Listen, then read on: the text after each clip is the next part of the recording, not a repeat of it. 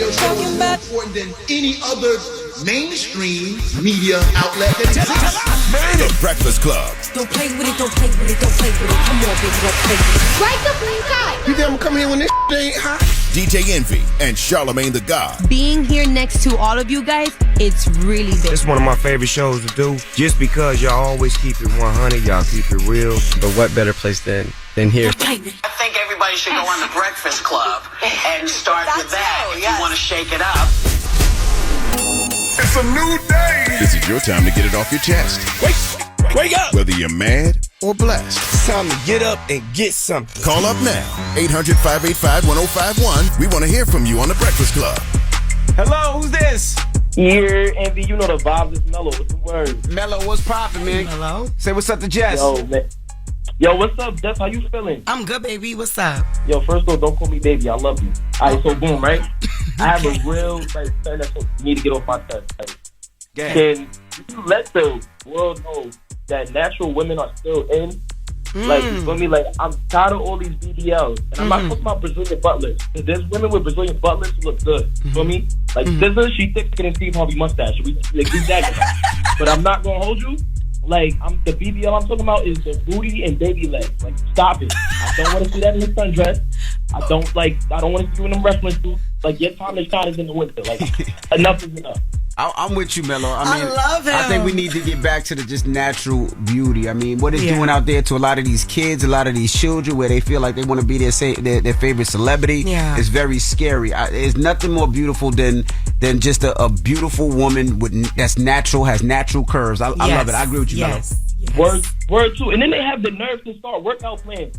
Like, what? Come on. Well, listen, I am gonna say that they have to work out to keep that BBL up, babe. You can't just get a BBL and then expect to look good just because you got a BBL. You have to work out, so that's why they working out, babe. Hello, who's this? Yeah, this is Dez. What's going on, Envy? Dez, what up, man? Good morning. Good morning, Charlamagne. Peace, King. Jess Hilarious. What's going on, baby? Nothing. What's up, baby? You know what I'm saying? I just wanted to get on here this morning and thank DJ Envy for the Memphis show.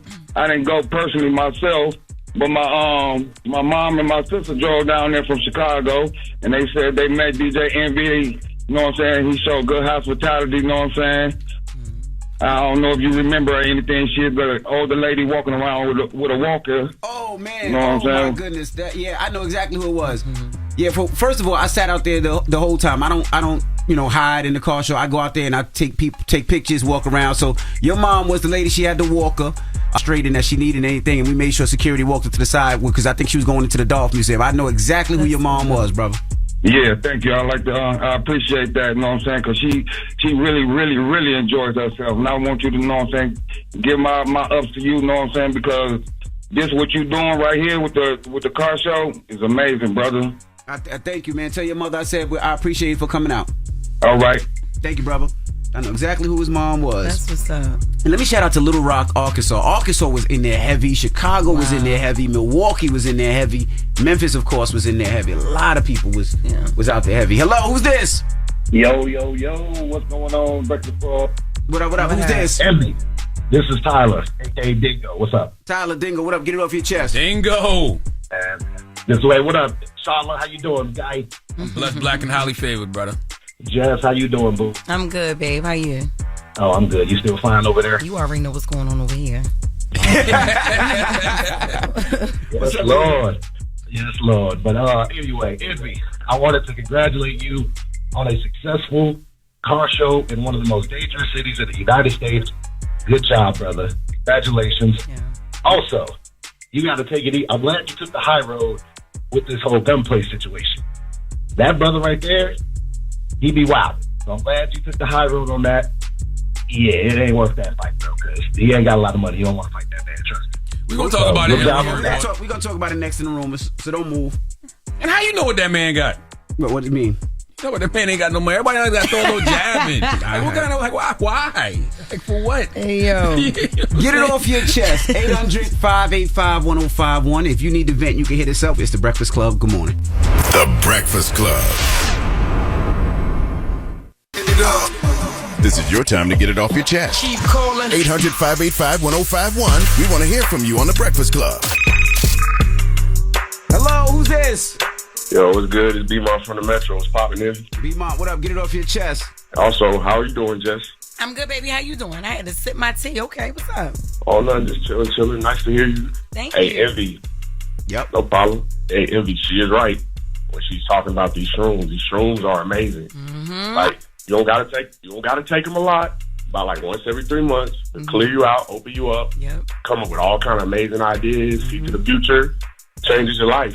I ain't mad at that, but 12 hours. I like sitting down for 12 hours is No, crazy. you can't sit down. That's the thing. You gotta move. You gotta do things. But I can't drive. I can't go nowhere. I'm stuck in one spot. You're not stuck in one spot. That's how you want it to be. 12 hours. You know how long 12 hours is? Oh, I ain't gonna trip though. It ain't really 12 hours. It can be 12. I'll say more so like 6 to 12. Yeah, it's a range. It it's depends on how much. 12. It depends. I'm smaller than you. Envy, you bigger. You'll probably eat like a little bit under 3.5. You'll be feeling good for like 6 hours. You straight. All right, I'm gonna try it one time. All right, man. All right, brother. Have a good one. You too. I love that. He called the advocate for the For the shrooms. shrooms? Yes. Hello, who's this? Yo, what up? Breakfast Club, it's Lil Honda Civic. Hey, what's up, brother? Get off What your up, Lil chest. Honda Civic? Yo, what's poppin', man? I just want to say I was at the Detroit Car Show, and DJ Envy been doing a phenomenal job with it. Oh, thank you, brother.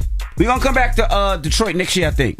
All right, for sure, man. I mean, I'm in California. I'm waiting for you to come out in California. I'm trying to get you to play Lil Honda Civic on the radio so I can get sponsored by Honda. I could be at every event. You know what I mean? You got a song called Lil Honda Civic? Yeah, if you Google it, I'm the only one in the world. That's dope. I like you representing for the Honda, man. The Honda is one of the most loyal cars ever, okay? Yep. There's people that got Hondas right now that they've had for 30 years, and them things still running. Oh, yeah, I'm in mine right now. I was trying to buy, my first car was a 1986 Honda Accord with the flip-up lights. I've been trying to buy one, but them things expensive still to this day. Like, expensive. Oh, word? Yes. If they got, like, low miles on it or decent miles, expensive. I've been trying to find one on Facebook, Marketplace. I've been trying eBay, everywhere. 1986 Honda Accord with the flip-up lights. Everybody's had a Honda. I had a red Honda Civic back in the day, and, it broke down on me because I didn't change the oil. Jesus Christ. I didn't know nobody. Oh, that's on you. You got to change that oil, man. know, But man. I just want to say happy Father's Day to y'all. And, my dad was a Masterpiece first DJ in Richmond, California. So happy Father's Day to my pops, you know what I mean? Damn. Okay. That's OG. what it is. Tell OG I said peace. Absolutely. Yeah, he's chilling right now. He's in the studio right now. All right, well, hopefully I'll see you in Houston, brother. I'm going to try to see y'all, man. Have a good day, y'all. Peace. Get it off your chest. 800-585-1051. If you need to vent, hit us up now. It's The Breakfast Club. Good morning. The Breakfast Club. Morning, everybody. It's DJ Envy, Charlamagne the Guy. We are The Breakfast Club. We got a special guest in the building. That's right. Marlon Wayans. What's happening? How y'all doing? New HBO special, God Loves Me. But boy, the Smith family won't. You know what? I really think they're gonna. I think they're gonna love it. I don't think so. I think they're gonna love it, and I think Chris Rock's gonna love it. Chris is a comedian, so he might. Because sometimes when you crack jokes, it depends on the joke. Sometimes it's good to laugh at yourself. This was like a roast and a toast. Yes. So I didn't just slam them. I'm respectful of the journey. You know what I'm saying? Like, we've known each other too long for me to just like go in and be disrespectful. I'm respectful. I know them. Like, Jada was one of my dear friends, and then Will I know, and I know Chris since I was 10 or 11. So I'm not going in. I'm just giving. You it's are funny. going in, Mark. No. You are. What happened? But did you reach out to them beforehand? No, why would I do that? You just said they were your so friends. They gonna tell me, hey, don't do this joke, don't do that joke. That joke is out of bounds. You could do this one joke. No, you just trust that your intentions are pure and is good. And look, here's the thing. Reason why I did this in Atlanta, black women will tell you when you out of bounds. That's right. They're like, no, don't do Will like that. They'll be like, see, you went too far with Chris. Black women will be the referee. You know who loves this special? Black women, because it's not just a bunch of jokes. It's not even about them. This special is about me. They just so happen to be a part of it. Everybody in your journey is a part of your journey, but your life ain't their life. God affects you differently. It's like things happen in your life that send you on a journey and go, you know what? I got to be great. Like, small stuff. Like the smallest thing you wouldn't even think about. Like when you call me a bruised eggplant. Exactly. I was gonna say Marlon. endearment. That's what, you know what I'm saying? No, it wasn't the bruised egg. It wasn't the bruised eggplant. It was when Marlon said, "You peaked at life." Marlon, I said you peaked at life. I said when you peaked at life, you were a local. I was like, I went in because I was like, why is he coming at me? I've never heard him hurt this morning. So this morning when the show, wasn't hurt. Come on, yes, you was. We played a clip of your special where you mentioned the facial colors disparity of Charlamagne's face, right? Yeah, but we did that, so I just kind of jabbed that out there. But then he was like, it didn't hurt like the bruised eggplant. That's not what I said. That's not what I said. I laughed and I said, I'll tell you one thing, man. I never got hurt by a tweet until Marlon Wayans told me I look like a bruised But I eggplant. seen it in his face this morning. He was like, Envy, what is a bruised eggplant? That He is was not hurt true. by it. That's not what. That was the point. But all those years ago, that's one of the things that make you think a bruised eggplant. Then you look at a bruised eggplant. I'm a show, and then it's like the thing that you be tired, and then you don't want to get up and go to work, and you think, nah, this I'm a bruised eggplant. Nah, I'm going to work. Give me 3. One podcast ain't enough. I need 5 podcasts. A local nigga. Nah, I'm writing books. I'm gonna write me a book. I don't know how to spell, but I'm gonna write me a book. He right. I'm telling you, when somebody tells you that you peaked at life, yeah. My God, you gotta look around like, hold up. But now look at you, right? No, that's real. Why would I ever be mad that you actually made it in life when God sent me in that purpose in that time to make you reevaluate yourself? God sent you? Yo, it's That's real. God That's sends real. you angels sometimes in the form of devil only to reveal That's not themselves even as devil. angels again. It's just motivation. Because look, same with you. Like, you know, you came when you was with Wendy Williams and y'all was dissing my family and my brother was mad. He wanted to fight. And then my sister was pissed off and then you apologized about it. And I'm just like, but look now. You call me, you're like, yo, want to do my show? I'm there. That's right. I'm going to go. I'm going to be funny. I'm going to show up. You know, it's all love. It's all peace. And it's all a part of our journey. It's all a part. There is no bad. Chris Rock heckled me when I was 19 years old. No. I quit stand-up comedy. I only did it 10 times up until I love Chris. Chris is like a big brother. I quit stand-up comedy for 20 years. 20 years. Because of Chris? Yes. What was he yelling? I was hurt. That was my bruised eggplant. What wasn't he yelling? Which Wayans are you? Damn it, man. Which one? I thought y'all both be funny. They need to switch families. You need to go to the DeBarge family. Damn. I was like, damn. Damn, so this your get back? This like your Michael B. Jordan on the red carpet moment? No, I don't. See, that's the thing. I didn't take it in like that. Where? See, Michael B. Jordan, and I love Michael B. Mm-hmm. If I had to pull my little brother to the side, I'd be like, don't let him see you sweat. Internalize that feeling. And let that continue to drive you. And whenever you come out with love. I would have just been like, you don't have to do that, right?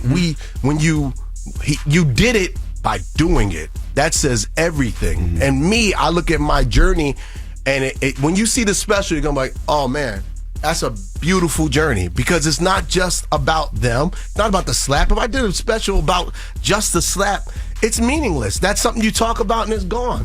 This ain't about a slap. This is about a 30-year journey of knowing people and how that one cataclysmic moment changed my life and made me look at my life. How do you make specials special nowadays? Because I think about like Neil Brennan, he has blocks and it's like a theme to it. Or like Chris is doing the live stand-up. He does some great specials. His specials, because conceptually, he really thinks about the concept. I thought 3 Mics was fantastic. brilliant. The fact that he would tell us a joke, like a one-liner, then he would tell you the joke and it would be funny, and then he would take you through the pain. That's right. I just take all of them and throw them into one mic and do it that way. And but I really like what he's doing. I think to make it special, I think you have to, my brothers, this is the first thing I've done. I've always tried to impress my brothers. My brother Keenan and Damon are the hardest to impress, because they've been doing this 50 years of comedy with each of them. This is a century of comedy. That's crazy. These brothers have seen everything. Nothing funny. This is how they laugh. That's funny. If it's funny, then why the ain't you laughing? I like that one. They don't laugh. This is the first time that Keenan sent Damon. He goes, we're going to see what Marlon's doing. Damon went to my show. He goes, that's brilliant. I was hoping you bombed. Damon's dark. That was genius. And he told Keenan, how was Marlon show? Did he bomb? No. Unfortunately, it was brilliant. Keenan said it was brilliant. And Damon said it was brilliant because he's seen it all. He said, this is the first time you did something I never seen. Wow. You made me look at the art form a different way. He said it was like a one-man play, but a stand-up special at the same time. And he referenced like my physicality. He referenced staying in the pocket. He referenced even having a little bit of heart. Like, he was like, it was well crafted, well put together, and the truth. And then the truth of the journey, and it was all real. He was like, it was brilliant. And Keenan was like, he agreed because they seen it all. And this is the first time they seen something different. I think that's what, to me, what makes a comedian really great is when they do something different. All right, we got more with Marlon Wayans when we come back. Don't move. It's The Breakfast Club. Good morning. The Breakfast Club. Good morning, everybody. It's DJ Envy, Charlamagne the Guy. We are The Breakfast Club. Our co-host Portia Williams is here, and we're still kicking it with Marlon Wayans. When you do comedy, when you do these specials, because it sounds like you want to show your brothers that you can do it and that you are funny. Do you do it for your brothers or do you do it for the crowd? I do it for myself. That's the thing, right? And if you look at the progression, my brothers was like, I remember we took Keenan to Greece for his 60th, and we're inside the Sprinter van, and we're talking about comedy. And I told my brothers my plan. I said, I'm gonna drop my first special. I know I'm only 7-8 years in, but I want to drop my first special. And then every 2 years, I want to drop a different special because I want to see my progression as an artist. These lit into me so bad. Why didn't believe Sean, you could do it? That's stupid. Why would you do that? You got to wait 20 years before you could drop a special. That's stupid. You want to drop your best one first. Damon, that's the dumbest I ever heard. How you gonna drop a special in 8 years? You barely got 3 jokes. How you gonna do that, Keenan?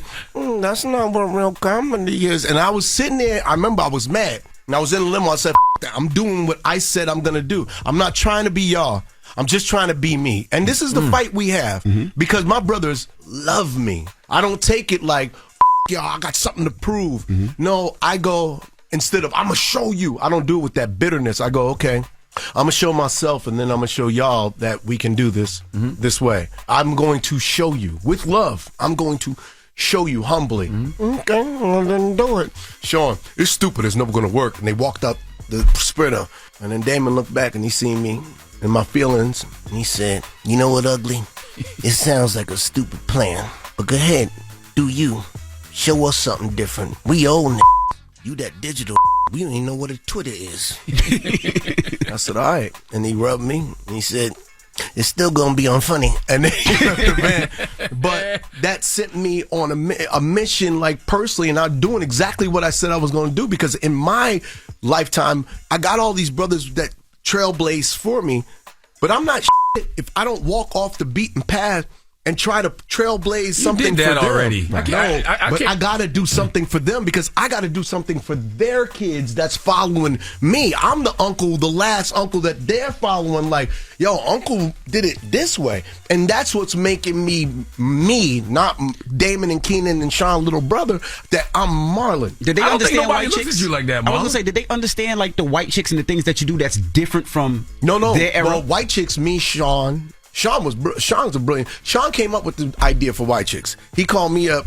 I thought it was high on green tea, and he was like, "We should play white women." I said, "Nigga, go to sleep." Y'all was ahead of y'all time. Yeah. He was. Yeah, y'all was identifying as women. Sean, he saw back in the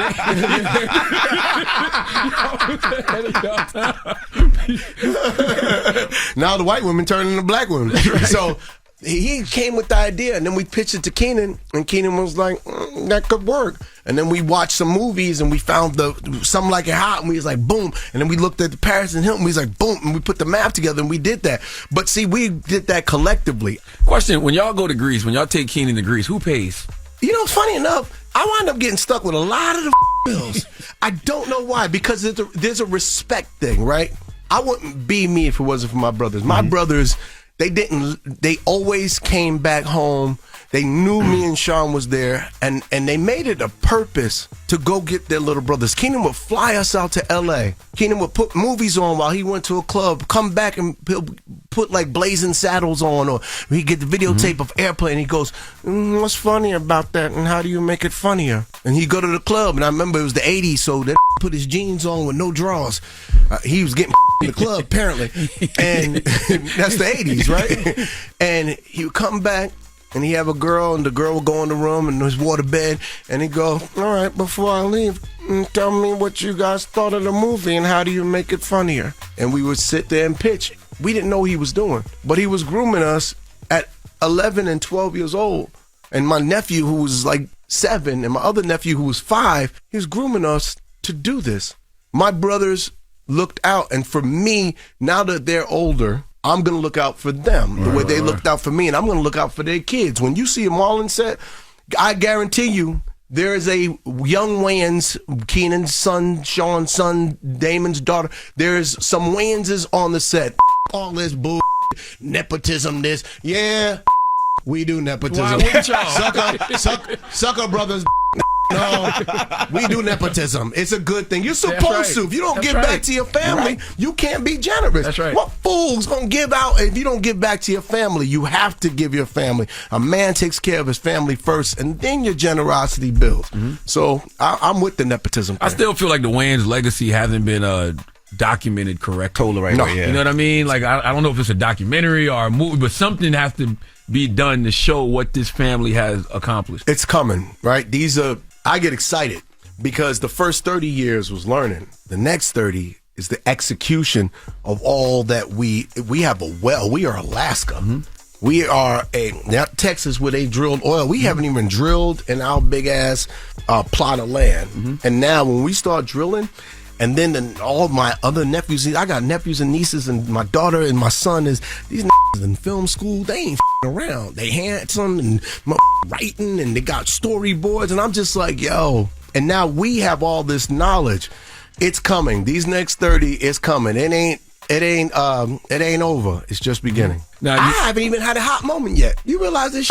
What you mean? What you mean? I have never had a hot moment. Oh no, that's true. You've been consistent. I get what you say. You've been consistent.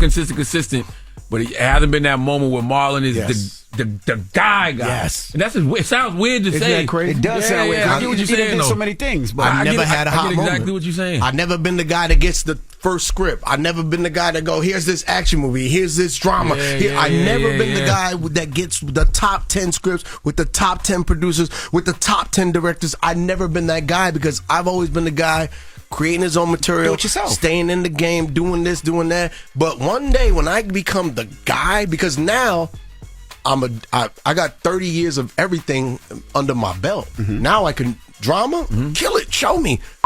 I lost my air, right? I'm an heir. Yeah. That's a dope role. It's a small role, but it's dope.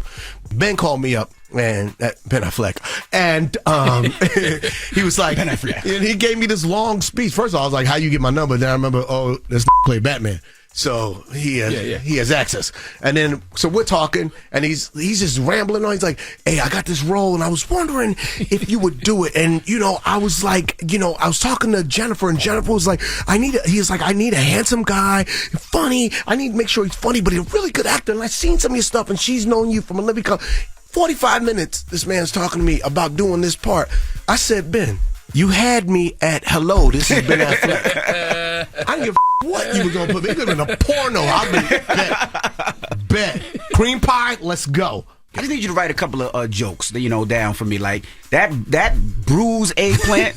I've never seen him hurt like that. You don't understand. It wasn't the bruised eggplant. It was the peak that life. No, because you gotta understand. At the time, I was living back home with my mom. I've never heard this man act like this before in my life. We were talking about nothing. I was minding my business. He started with me. He said I didn't even start. I did. I started he just that. Picked on I me. started that. He said, "This ain't even funny." I said, I ain't funny." No, it wasn't funny. that. No, he said, "You funny in movies and TV," but he should get the off Twitter. But see, you was a troll. You was a troll. I was a troll. Who? Joe Budden. Joey B was a troll. I'm minding my business. He said some smart. Recently? I went in. Or back then? Back then. Okay. I went in. I was like, you one hit wonder.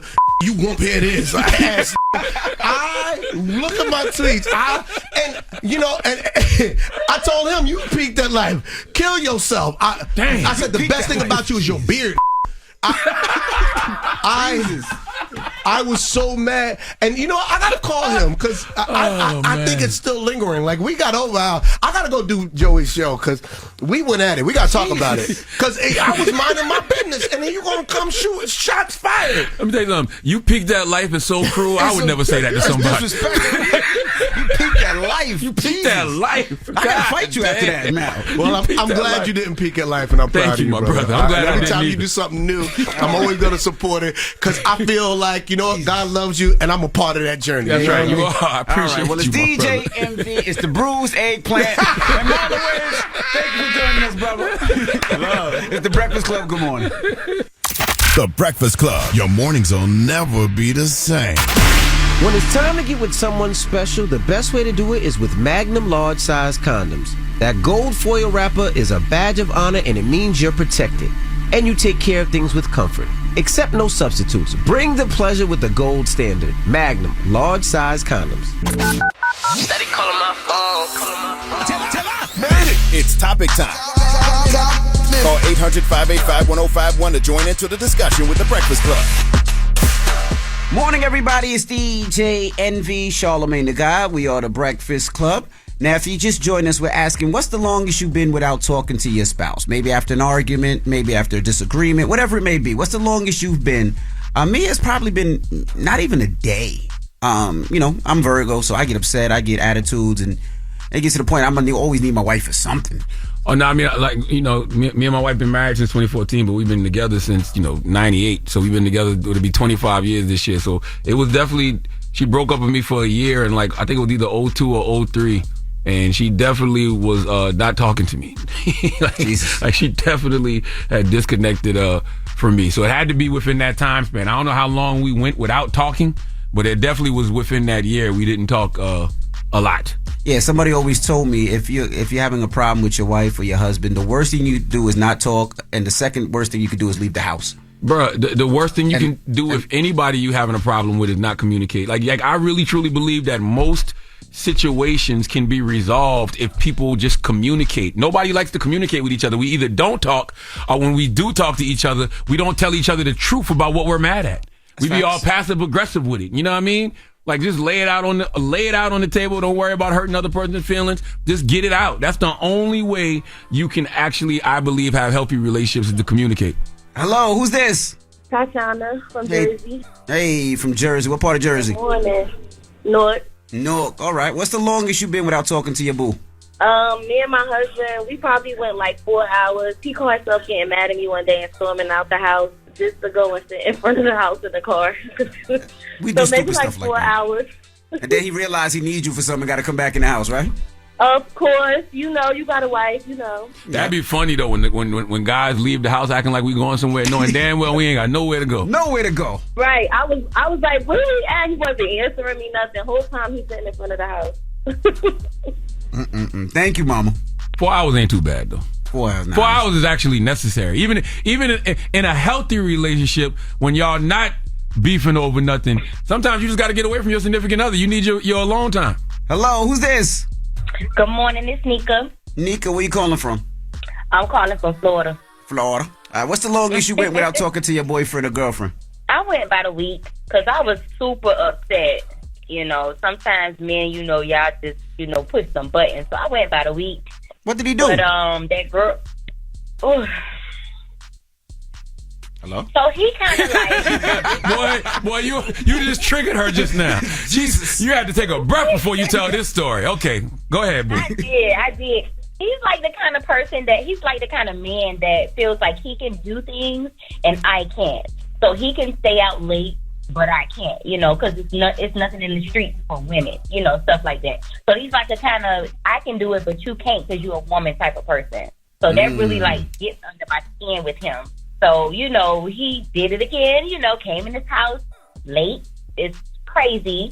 So I was upset, of course. So I had to show my true colors. No cooking, no cleaning, none of that licky, none of that stuff. So I was mad for about a week. But, child, the way she acts down there, when he passed by, Yeah, I gave in. That thing started tingling. Yeah, she thought she had her own little personal heartbeat, and now, I done gave in. Like, I ain't mad no more, whatever. I'm glad to hear that. Glad to hear y'all got over it. All right, let's go to one more caller. Hello, who's this?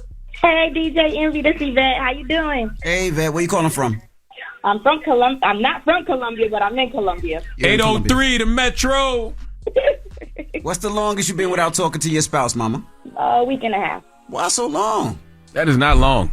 A week and a half? Is that your husband? Yeah. That's your husband or boyfriend? No, it's my fiance now. Yeah, that ain't long for that. But what happened? He had a situationship.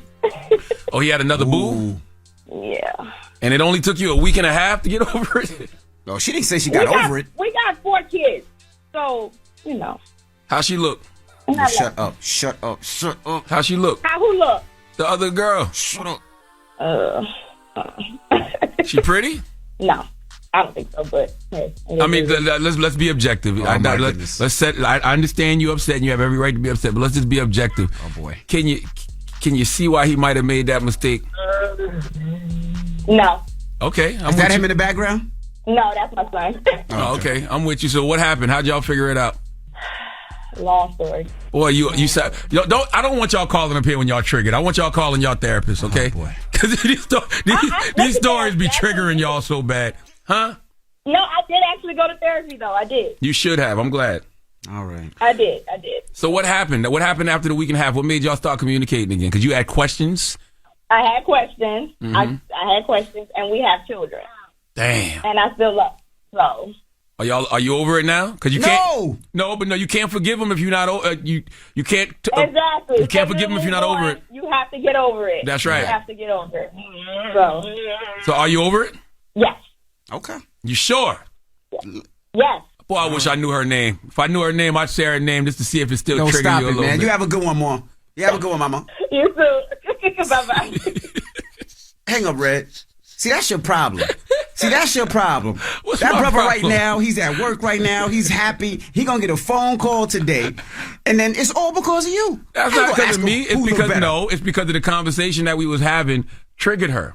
So, because we asked her specifically, why didn't you talk to your significant other? So she had to think about that, and that triggered her. She had to go back and think about that man cheating on her. No, you asked her how the other girl looked. You ain't have to go there.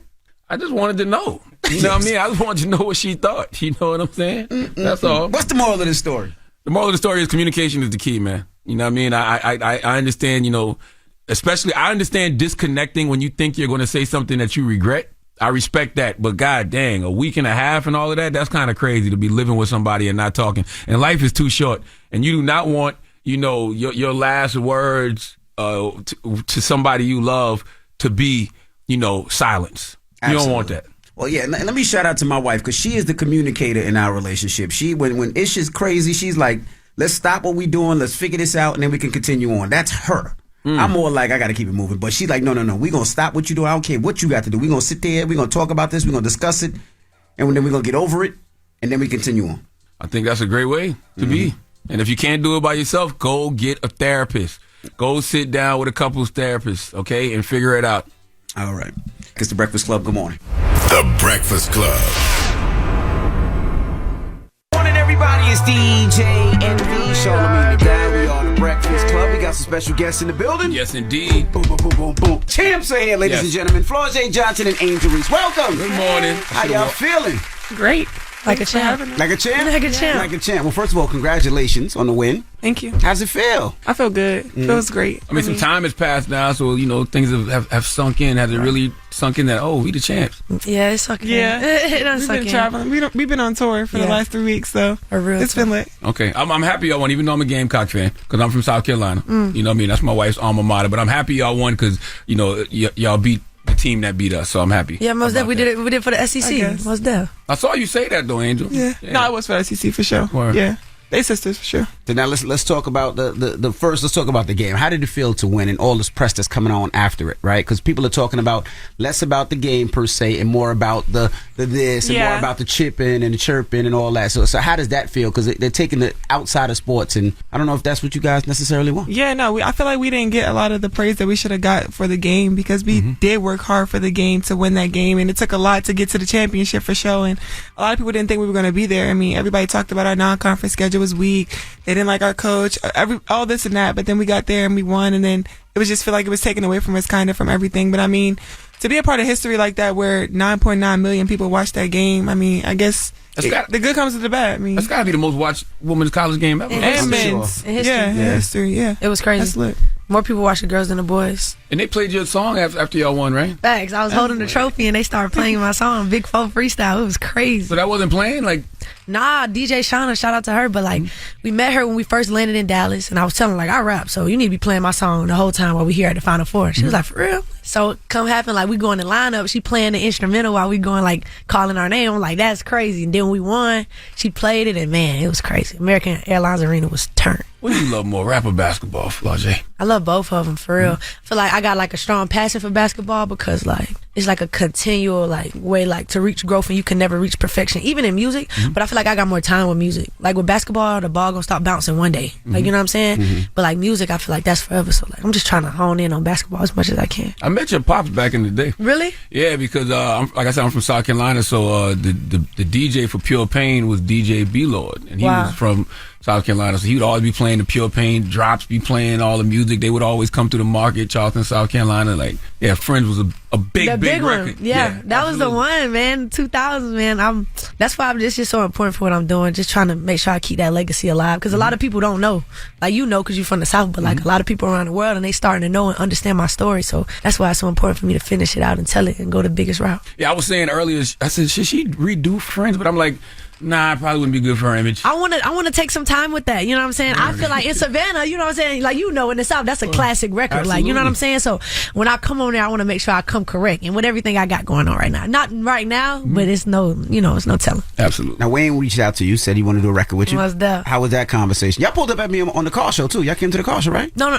Oh. Yes. Yeah, her. Yeah, mama, yeah. But no, like, Wayne, like, he was on ESPN, shout out Sue Bird, but like, she was like, you know Flage? He like, yeah. Shout out Kim Moki though, cause she really threw the alley-oop. She like telling him, like, I got a rapper on my team, you need to get with her.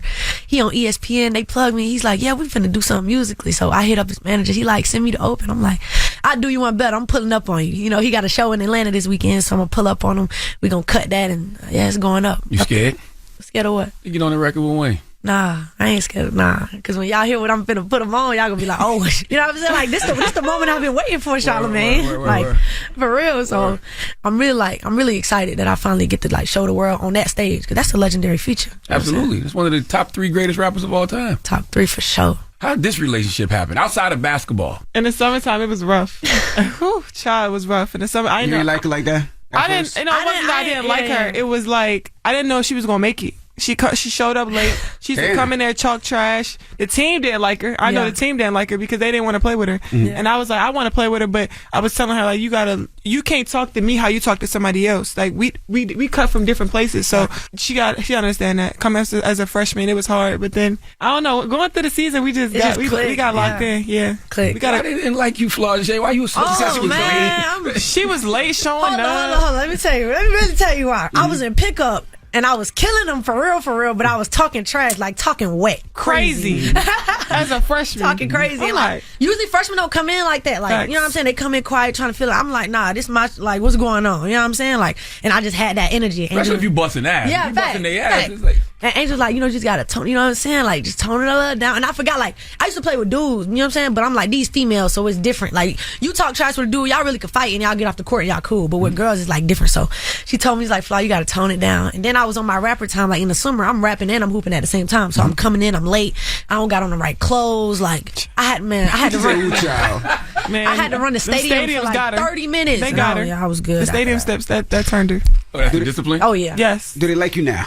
Huh? We love her. Oh, they love me. Okay, they love me. We love her now. I can't imagine Angel Reese telling anybody to tone it down. I was thinking the same thing. Like, I was the Bayou Bobby telling people to tone it down. How you telling somebody to turn it down? What you mean? I just know when it comes to my teammates, I know how to talk. When it's anybody else, it's free smoke. Like it's free smoke. Free smoke. Now we gotta ask the hand gesture in the face. Where did you get it from? What was the influence of that? Was it Tony Yayo? Was it John Cena? No, it's Tony Yayo for sure. But people don't realize that. Like they think it's John Cena, but I really know like Tony Yayo was the one. But she did it first in another game, and I was like, oh yeah, bet. Say no more. I got something. I got something for every single person that try to play. Now, did you feel like they, of course, when they attacked you, we felt like, of course, because you were black and she was white. So for sure. How was your mental with that? Because you seen her do it in the game. Yeah, before. no, I already knew what it was going to be. They always got to find something to say. So I knew it was going to be something about that. They were going to say it. So, I mean, I was happy that we won, and I got the publicity. We all got the publicity. The team was lit, so we was up. I ain't care. You know what I think people don't realize about y'all? Like, y'all know how to play the game. For sure. Outside of the court. Y'all know how to be performative to get everybody talking, but I see a lot of discipline on the actual basketball court. And even hearing that you told her to tone it down, I was like, oh, she get it. Yeah, no. Coach Moki, first of all, she don't play that. Like, she don't play. We basketball players first. Like, this is the thing about Coach Moki. Like, everybody think they got her opinions about her. I love her to death. But like, she want to see us grow as students and then basketball players. Like, and then what else she said? Whatever you do, you gonna be an astronaut. As long as you have my practice on time. You know what I'm saying? So she just let us be us, but it's still that discipline and structure there. And I feel like that's what I needed: more discipline, more structure. You know what I'm saying? Because like, I come from doing what I want to do. Like, you know what I'm saying? So in a sense, but like she gave us that structure on the court. Like we do things the right way, but we still gonna put our flair on it, and then she loved that because we are who we are. How long did it take for you to buy into that? I'm telling. After the stadiums, I was lit. That's 30 minutes. Woo, summertime. My kids run some stadiums now. Go run them stadiums. Man, did you see yourself in her, Angel, when you came in as a freshman? Yeah. Nah, I was scared. I mean, as a freshman, you come in. I was I wasn't as confident as Flage. Now I definitely wasn't. So I kind of got humbled my freshman year because I came in, I was doing well, and then I broke my foot. So it was a setback for me. And luckily, she had an amazing freshman year, and that's a blessing to come in and start freshman of the year, everything that she wanted to accomplish on the court and off the court. I mean, that was a blessing right there. What made you transfer to LSU?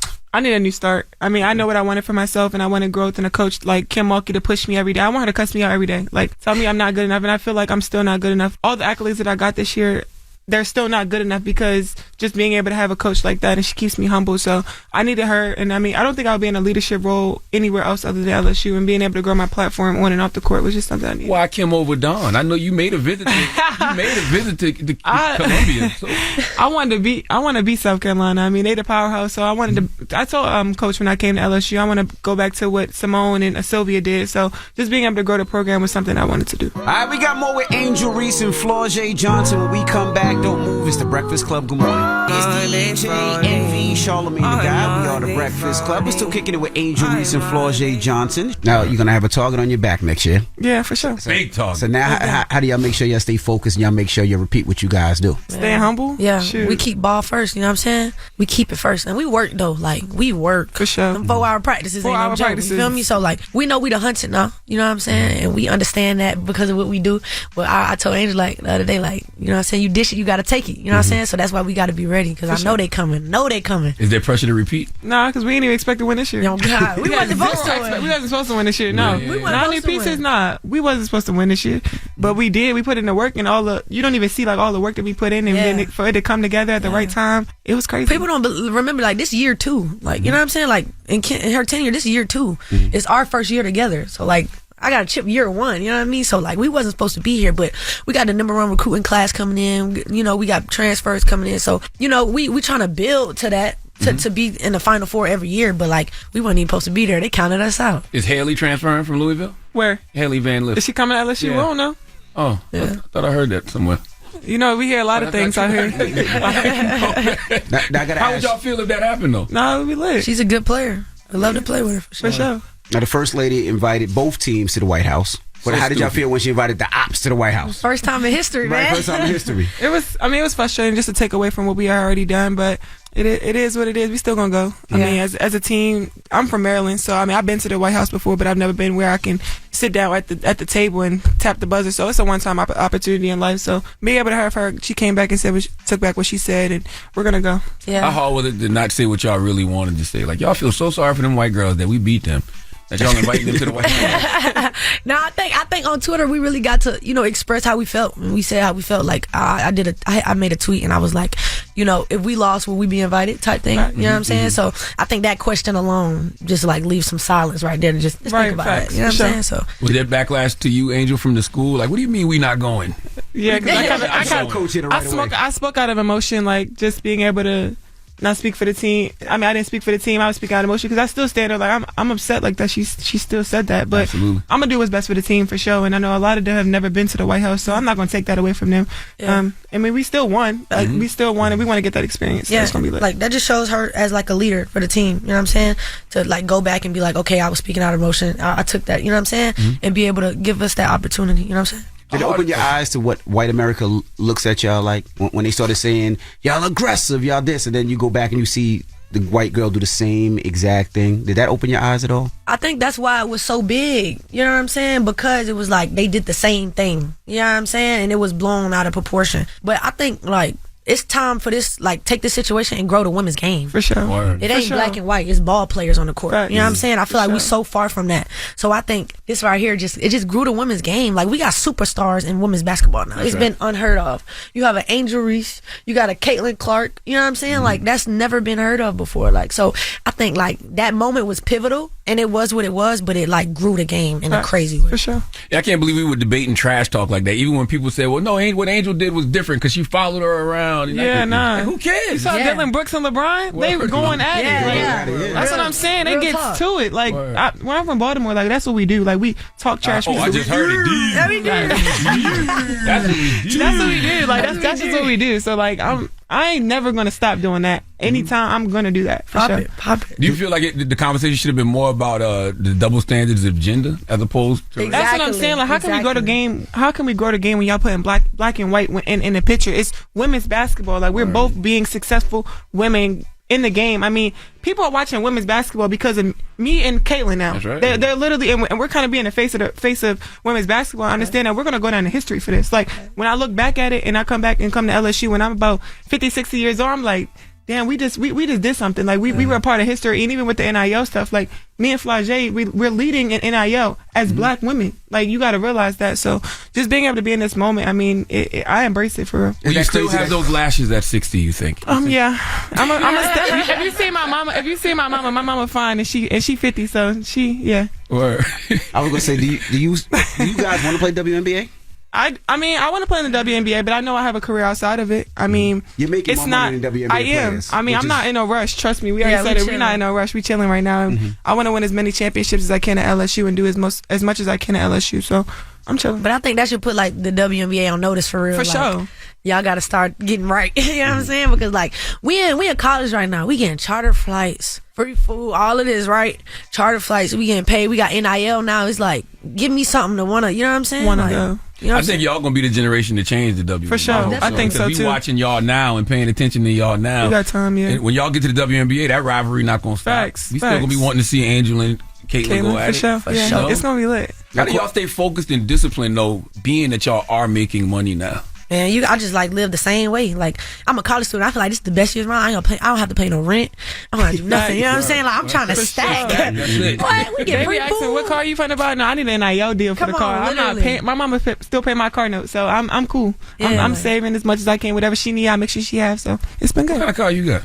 A Nissan Altima. Okay. See? I'm chilling. Nice and practical. Keep it cute. Now, how tall are you guys? I'm 6'3". I'm 5'11". 5'11". So we have this conversation. I'll post both y'all up. Play with me. Okay. And wait, let me say, how tall are y'all? Because I know men be lying about their height. Y'all be. Don't ask questions. You like 6 foot or you 5'10"? I'm 6 foot. 6 foot. How tall are you? Don't be asking questions. It ain't in your business how tall. He's 5'1". He about 5'1". I'm 5'7". Would y'all ever date a guy that's No. Wow. No. the size of short? Y'all I'm sorry. already missing y'all blessings. Short Kings, I'm sorry. That is so disrespectful. The Short Kings. Y'all gonna miss y'all blessings with that Charlamagne be mentality. so mad. He'd be so mad. No, I'm not mad. Y'all like tall, but I feel like the short guys, from my experience, they treat tall women a little better than. So if you know that, and this is a statistical I'm sorry, fact, but I'm just I not want even to short. like tall. I need an D1 athlete. babies. Like, Then y'all gotta put on 6-inch heels. That's what I'm And now saying. it's like Like, you and hold now the is you timer. really a little boy? Now Like, you hold the Yeah. timer. what y'all worried about, money or actual love? You talking about you want to be with a tall person just to breed? But I'm saying, like, I'm not finna be looking down to you. No, it's not. I can't. my brother is 6'9". Like my man need to be up there. You ain't gonna never find happiness. You better get all, How you know? you better get all the money. I'm happy right now. My blessing is 5'6", and y'all don't even know it yet.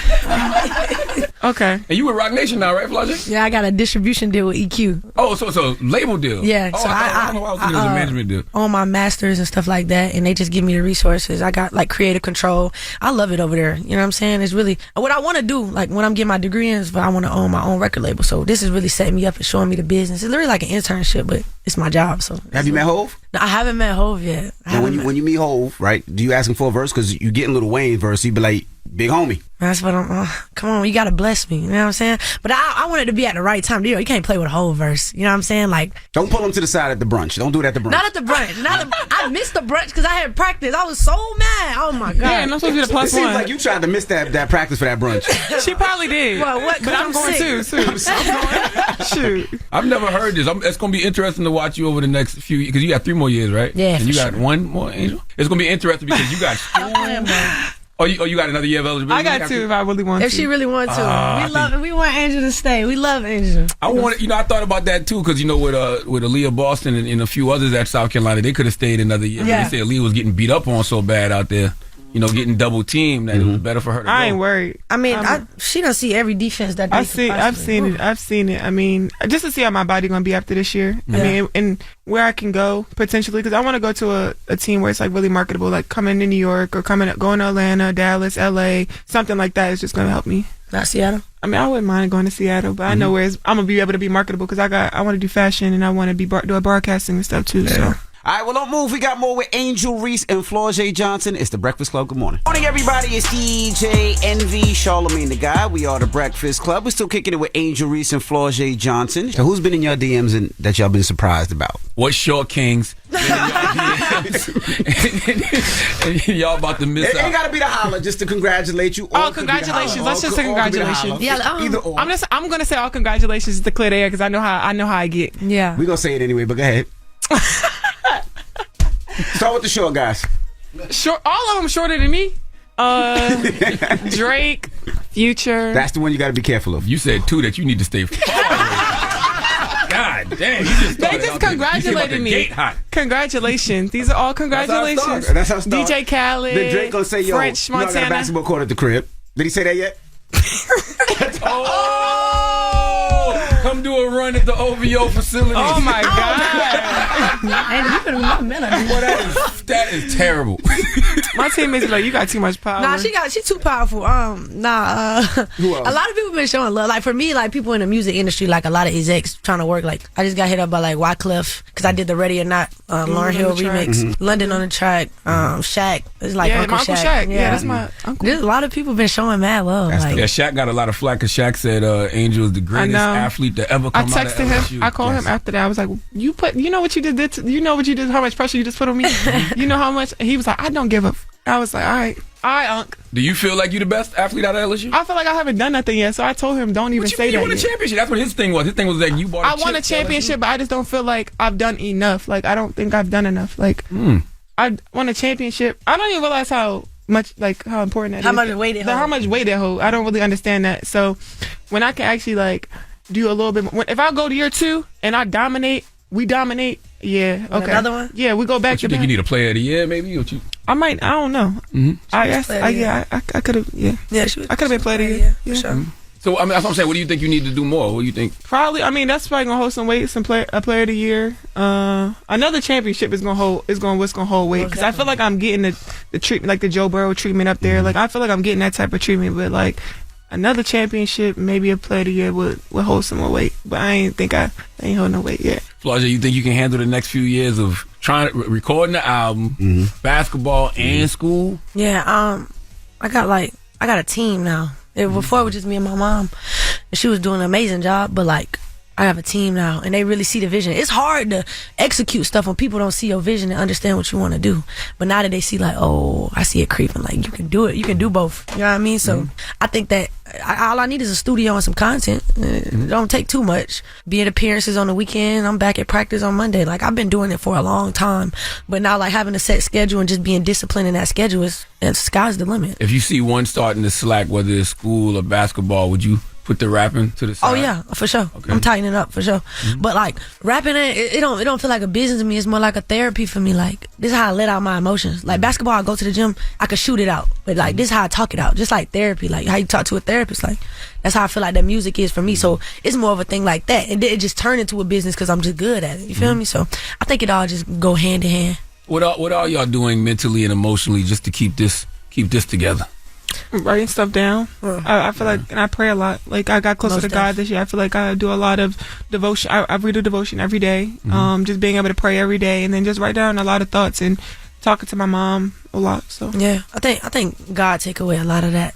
The extra, you know what I'm saying? Because like we start realizing we worry about stuff we don't even supposed to be worried about. You know what I'm saying? So just praying and like I got a lot of resources at LSU that they give us. Like they give us a lot of resources, a lot of people on staff, like Coach Shantae. She really be helping us like spiritually, and you know just being able to keep us on track, just make it easier with everything that we got going on. Because what we doing is new. NIL is new. That's right. This superstardom is new. So like just having resources and people to be around us. What about the haters? I know it's a lot of them. They gonna be there. That's they might be right next to They gotta do their job. I mean, you know what I'm saying? They gotta do their job. Whenever you doing something great, it's gonna be something. For sure. Like, you gotta expect it now. Like they just troll. That's what the internet for clicks. But I don't let that too much faze me. Y'all never see me in person to say it. So. Don't let them little people bother you. Yeah. They be like social media. It's like it make you feel like the world is so small. Like people be thinking like that. What you say on social media, that really don't get to me. Like nah. What about teammates? Like, how do the teammates feel? Because, you know, y'all are the stars. Our teammates are so supportive. They are supportive. We buy each other's merch. Like, wear each other's merch. Like, our team is really supportive. And, like, you don't see, like, a lot of NIL deals that we do. We make sure we get back to our teammates. I got my whole team coach bags. Got my coaches, Bose headphones. So, like, just being able to do stuff like that for the team. I think they love us because they getting free stuff. Oh, God. We come with gifts every week. Yeah, we come with gifts every week. So, Did it scare you when that number came out of how much you was making? They don't know how much I'm making. Yeah, that's just an estimate. Okay. Yeah. Well, you got family members in your pocket now. I know y'all both got family members calling like crazy. Man, my lights off. I'm like, how long your lights been off? That's crazy. It's off for 2 years. It's dark That's crazy. Like, bro. We appreciate you guys joining us. So we got to ask, you know, you're a rapper. Yeah. Probably one of the biggest platforms out there. Yeah. You got something for us? Yeah, let me see. I like that. Yeah, let me see. You sure you don't want to blow your nose first? Now I heard you sniffling. No, I'm good. There was a dog in here or something. Oh, it was a dog. It was a dog. It was a dog. Go for it. You got allergies? I'm allergic, yeah. That's how y'all beat us. Remember that teams next year. Let the dog run around the court. Literally. Look, I feel like I give you my all because you don't care what I got. I be so scared to keep it real because I know everybody not. And you supposed to be supporting. You too scared I'ma pop. I know they waiting for me scared at the top. But look, everybody gotta go through something, so I never judge. I could have been broken a hater, but nah, I never was. Never felt betrayed and all that pain until I fell in love. You ain't got $1 to your name. Why you still in the club? I'm rich now. My people broke. I feel like I could never grin. I was sick and alone. This music was my medicine. You beautiful, you strong. Your power in your melanin. When I spit, they feel it in their bones. It's in their skeleton. I'm keeping it real. It's in my blood. That's how I'm telling it. It ain't about my family or my money. It's irrelevant. Why you let them play it like a dummy? You intelligent. If you keep your clothes on your body, you can leverage it. Hard work will do it, man. I'm a walking testimony. I swear you don't get it if you don't grind. I learned my lesson, homie. I get on my knees. I'm thanking God for putting blessings on me. Really, I'ma go get every dime that done been destined for me. I'm about to tell you, they all fake, even your main man. You know they don't like me. Why you hanging with them same friends? Supposed to be 4L, I guess you changed plans. Man, I showed you all my cards, man. You play me with the same hand. I've been by myself for a while. I know how the loners feel. On his second strike, I told him walk, but he's still on the field. Now I'm in the skybox watching games while all the owners chill, and they still sleeping on me. Keep them in that coma still. For the M's, I got the call. Play for Kim, I got a ball. I just went and focused on myself and passed a lot of y'all. I want my team to eat. I could have scored, passed a lot of balls. Thank you to the fans for supporting. We love all of y'all. Drop with the blues bonds and and Angel is her biggest hype woman. That's my dog. I'm a video vixen. I'm the video I saw vixen. you on the pivot doing the same thing. I'm like, yo, Angel really. dope. Yeah, no, I know. That's dope. Well, shout out your team and all your friends. Shout and out family to everybody. watching. You know what I'm saying? Shout out to, man, first of all, shout out to God for making this happen. Shout out to Kim. Shout out to the team, man. Shout out LSU. We love you, Baton Rouge. The Bayou Barbie. Facts. You know. You gotta write a verse for Angel. Most definitely. Oh, no, you gotta give him. Oh, This is my man. little bar she got for me. Go ahead. No, I can't, because that's can't give it to him just that's yet? the Wayne one. So I'm Oh, they okay. gonna hear it. I gotta go hear it. You got a little one in there? you gonna name drop her in the song? What? She already y'all dropped all me. on it. Yeah, y'all got come on, it. you know it. Y'all know what y'all doing. You know it. This is All right. That's my dog. Appreciate y'all for joining us. And shout out to LSU because I know you had to get clearance to come up here, so appreciate that. As Thank you, Miss Walker. Thank you, Miss Walker. Walker. LSU. Thank you, Miss Walker. Thank you, Miss Walker. We love you. We love you. Oh, damn. Well, I'm online He today. never went to college. He don't know I'm nothing about it. He online. never went to college. School of Hard Knocks. Well, you made it. All That's right. right. Appreciate y'all. Angel Reese, Florida J. Johnson. It's the Breakfast Club. Good morning. Thank you. Good Thank morning. The Breakfast Club. Your mornings will never be the same. When you're a business owner and you're juggling a lot of things, you need a team of people to keep your business running successfully. How do you find and hire the right people? ZipRecruiter. Try it for free at ZipRecruiter.com/breakfast. This is America. There is no question that there are problems in this country between police and community. Yes, you are a donkey. The latest on that police killing of a black man. Now to new developments in the deadly spa shooting rampage. And yesterday was a really bad day for him, and this is what he did. And so we are in a state of emergency. Okay, white supremacist violence is and always has been the number one threat to our society. But I'm also very proud that my wife is white. The Breakfast Club, bitches. All right, Charlamagne, please tell me, why was I your donkey of the day? Yes, Donkey of the Day for Monday, February 27th goes to Scott Adams. Do y'all know who Scott Adams is? No. Not familiar. Well, he's the creator of the syndicated comic strip Dilbert. Do y'all know Dilbert? Yes, I remember Dilbert. Okay. Well, the Washington Post, LA Times, a bunch of newspapers around the country carried Dilbert. Well, they did. They don't anymore because Scott Adams, for whatever reason, decided to post a video online urging white people to get the hell away from black people. Okay? I'm not making any of this up. Let's go to CBS News for the report, please. Newspapers across the country have pulled the long-running Dilbert comic strip after a racist rant from cartoonist Scott Adams. In a video posted to YouTube this week, Adams called black Americans members of a, quote, hate group, saying white people should stay away from them. Adams has written Dilbert for 3 decades. Would you like to hear the racist rant? Yeah. Yeah. All right, let's listen to it. Let's go. This is the first political poll that ever changed my activities. I don't know that that's ever happened before. But as of today, I'm going to re-identify as white because I don't want to be a member of a hate group. I'd accidentally joined a hate group. So if nearly half of all blacks are not okay with white people, according to this poll, not according to me, according to this poll, that's a hate group. That's a hate group. And I don't want to have anything to do with them. And I would say, based on the current way things are going, the best advice I would give to white people is to get the hell away from black people. Just get the f*** away. Wherever you have to go, just get away. Because there's no fixing this. This can't be fixed. Well, it can be fixed. And damn, I buried the lead. Scott was transracial. I forgot to tell y'all that. Transracial? He was transracial. He said he identifies as black. Can we I'm play? re-identifying as black, too. Yeah, What do you identify as now? Because what did he identify as? He said he identifies as white. Let me hear him. So I realized, as you know, I've been identifying as black for a while, years now, because I like to be on the winning team, and I like to help. And I always thought, well, if you help the black community, that's sort of the biggest lever. You can find the biggest benefit. So I thought, well, that's the hardest thing and the biggest benefit. So I'd like to focus a lot of my life resources in helping black Americans. So much so that I started identifying as black to just be on the team I was helping. Okay. But it turns out that nearly half of that team doesn't think I'm okay to be white. So you can identify for whatever you want? That's what I'm saying. You just realizing this? You're late. I'm going to try that. When I get pulled over next time, I'm like, I'm a white Actually, man. I'm white.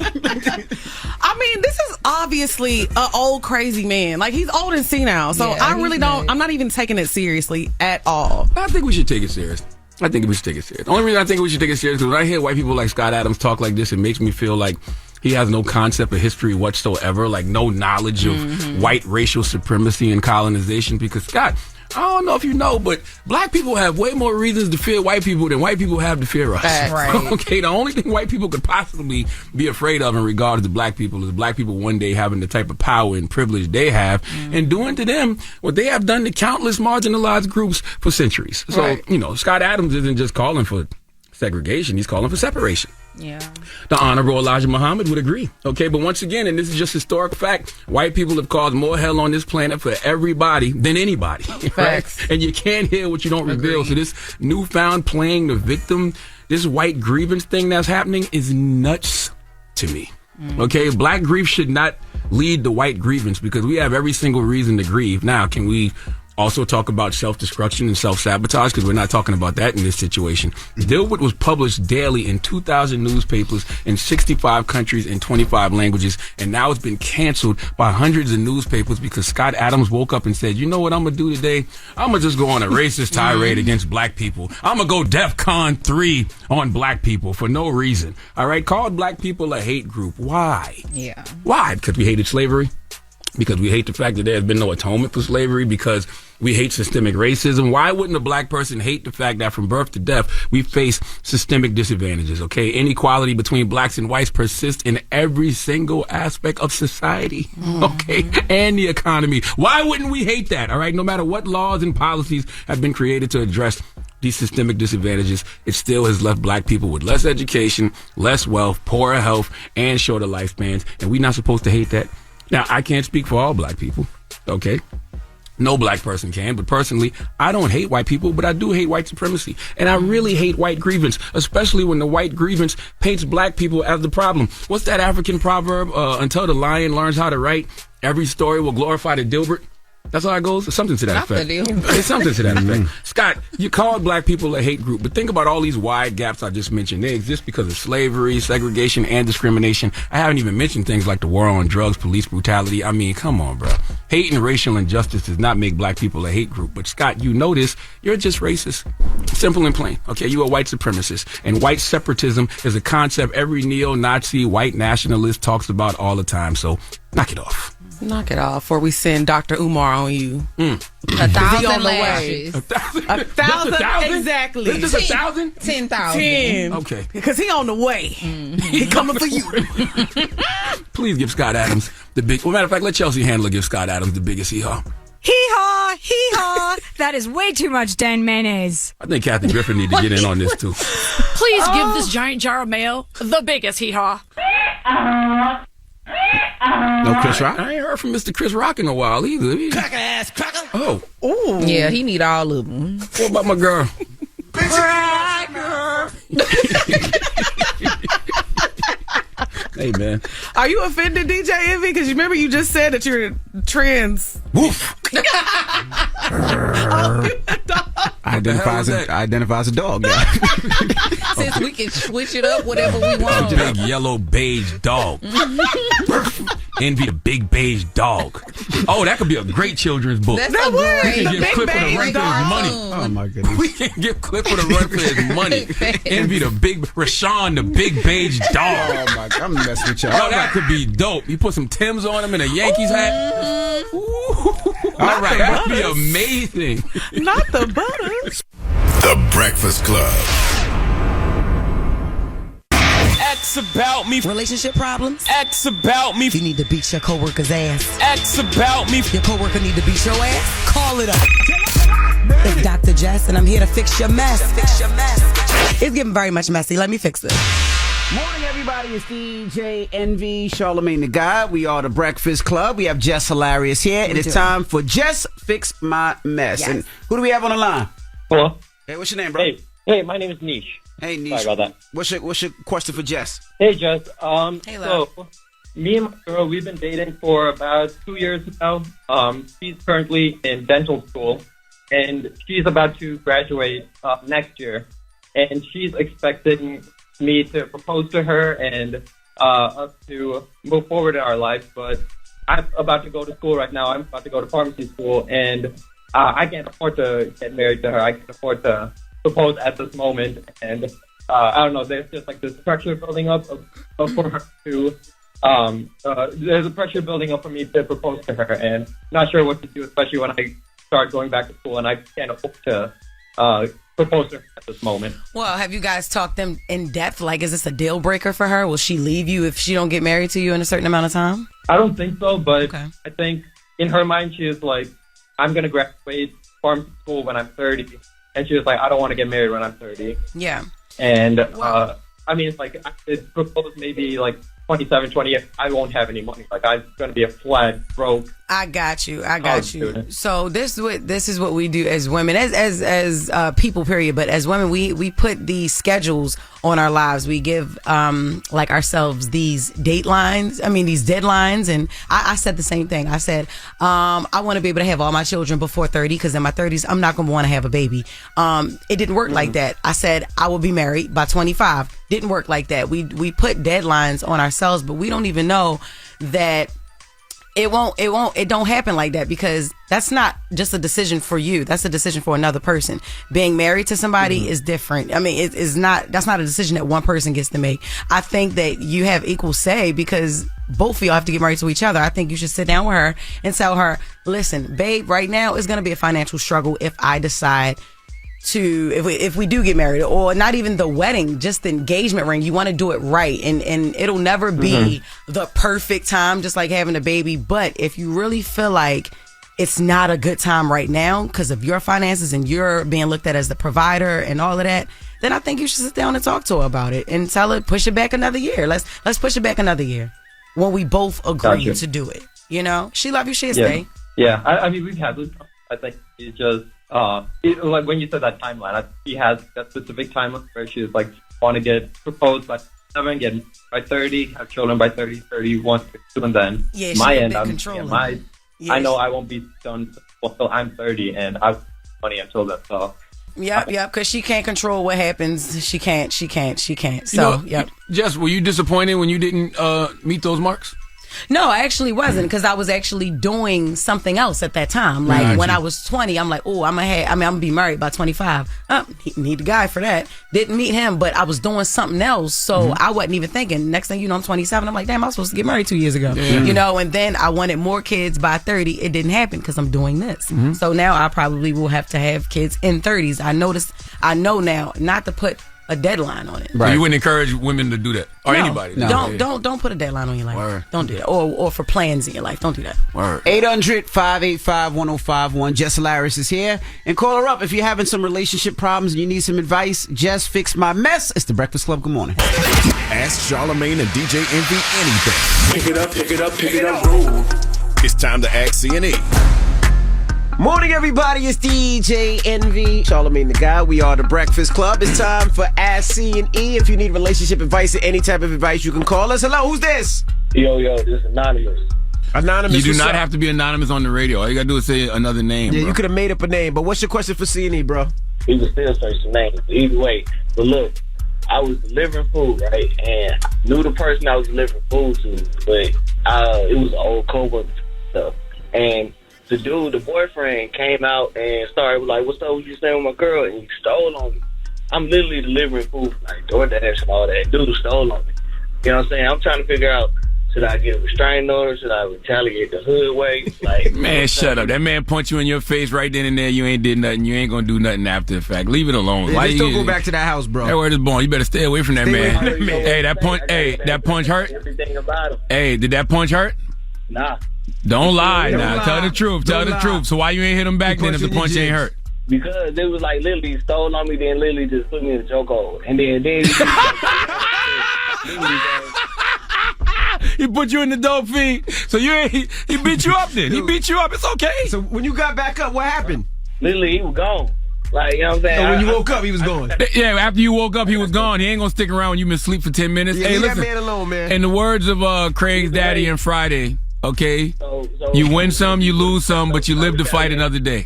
Huh? Messed up if I retaliate? No, don't man, retaliate. You ain't gonna do nothing then. Stop. Why you want to retaliate? Leave it alone. He beat you up. Exactly. He's already got people on his head. What you saying? How old are you? How old are you? How old are you? How old are you? That's anonymous too. Well, listen, I was born in 1978. I turned 44 yesterday. We come from an era where if you lose a fist fight, you just lose a fist fight. Lost. Leave it at that. Just leave it alone, bro. I ain't that old. Okay, well, listen, this how, if you want to retaliate, ask him for a fair one then. Oh, that's a bet. That's a bet. You better not do that. Nah, don't do that, because bro, for me. Bro, trust me, bro. He whooped your ass one time. That's right. It ain't worth it. Because think about it like this, right? Think about it like this. You retaliate, you do something, now you go into jail. If it's a fair one, I'm cool with that though. As long as it ain't no He lost this one and dude put him in a dope fiend. and he just gonna get put in the dope fiend again. He lost, man. He You lost gonna once. train? You gonna train before the next fight? Now look, it ain't no training for this. You need training. The man beat you. It's okay, man. You need training. Listen, I done got punched on camera, bro. You done seen the can I get a drop. I ain't got no time for retaliation. Who cares? Like, we're too old. Let it go. Yeah, bro. let it go. You already know who you is. That's even worse. Exactly. I got punched in the head and got seen by millions of people. You think I'm sitting We around? just regular people out here. You know what I'm saying? You know Let how it go. All the more reason for you to let it go, sir. All the more reason for me to retaliate. No, why? You gonna go to jail. You gonna retaliate. You gonna hurt him. You gonna go to jail. Is it worth it? No, we don't know if you're gonna. I doubt he's gonna hurt him. Now, okay, so let me ask you a question. If you go get a fair one, you and him just fight straight up. If he beat you again, then what? Then he gonna go for a third time. I'm gonna call it a fair fight. You gonna what? That's honest. I'm gonna call it a fair fight. Dude, snuck. All right, I'm gonna tell you what to do then, because you said you either want to fight again or you want to press charges, right? Oh, ain't no pressing charges. You just said you want to get a restraining order against him. So to get a restraining order, you gotta press charges. Oh, that. Fuck, my bad. I want you to press charges. No. I'd rather you press charges. Go get a bro. restraining order. Yeah, I'd rather you get a restraining order. Nah. You're about to lose your job All right. and you're about to go That's to jail right. for doing something stupid. And Leave it alone. That man done beat you up so bad you want to get a restraining order. So I don't know why you acting all tough now. Let it go, bro. Have a good one, man. But No, don't hang up on this man yet. I want you gonna let it go? Maybe. Do you have kids, bro? Nah. Man, let it. Your mom and daddy gonna have to visit you in jail because you're gonna do something stupid. Leave it alone. We win some, we lose some. Let it go. Did your girl see you? Did your girl see you get beat up? Nah. All right then, so let it go. Nobody saw it. Nobody even know. That's why. And you anonymous. Nobody knows this happened, bro. If it's not on video, nobody saw it. Let it go. Change the narrative. Tell everybody you beat him up. Nobody seen it. Word up. You could have called up here and lied to us. Yes. All right, we'll see. There ain't no we'll see. Don't do nothing stupid, bro. God bless you, man. Goodness gracious. Sending you healing energy, man. He got knocked out. The man done hit you and choked you out, and then you talk about you want. The first thing he did when he called up here was say, "Should I get a restraining order or retaliate?" Then you know how bad somebody got to do you if you want to get a restraining order. Just get the restraining order. Just relax, man. Come on, let it go. As C&E, The Breakfast Club. Good morning. The Breakfast Club. Your mornings will never be the same. When it's time to get with someone special, the best way to do it is with Magnum large size condoms. That gold foil wrapper is a badge of honor and it means you're protected. And you take care of things with comfort. Accept no substitutes. Bring the pleasure with the gold standard. Magnum large size condoms. Morning, everybody. It's DJ NV, Charlamagne the Guy. We are the Breakfast Club. It's time to get up out of here. Charlamagne, you got a positive note? Unity is strength. It is. All right, when there is teamwork and collaboration, wonderful things can be achieved. That is actually my positive note of the day, okay? Breakfast Club, bitches! Y'all finished or y'all done?